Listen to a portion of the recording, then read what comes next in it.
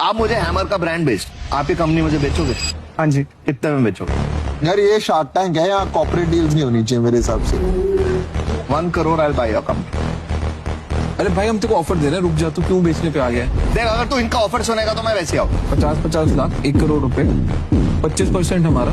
अमन sir, आप अपना offer थोड़ा रेज कर सकते हैं?